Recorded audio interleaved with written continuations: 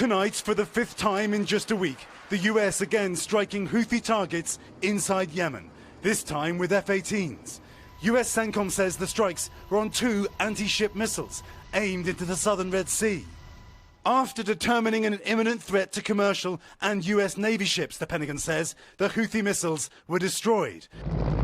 But the Houthis are still terrorizing ships in the Red Sea, despite the US retaliation. Pressed by NBC's Gabe Gutierrez, President Biden acknowledged US actions were not deterring the Iranian-backed militia. Are the airstrikes in Yemen working?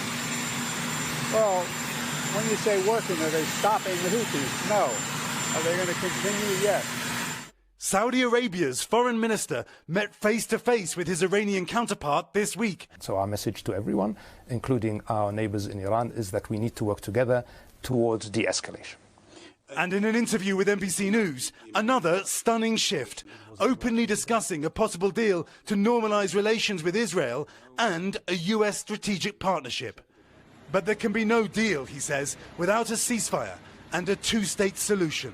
But what we feel is key at this time is to find a credible, irreversible path to a Palestinian state. With Hamas vowing more terror attacks, Israel's president today saying no one is thinking about the peace process. Every Israeli wants to know that he will not be attacked in the same way from north or south or east. Israel's Prime Minister Benjamin Netanyahu outright dismissing a Palestinian state. So doesn't that make a deal with Saudi Arabia impossible?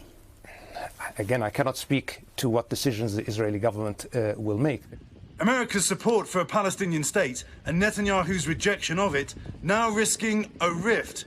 You need to be able to say no, Netanyahu said today, even to your best friends.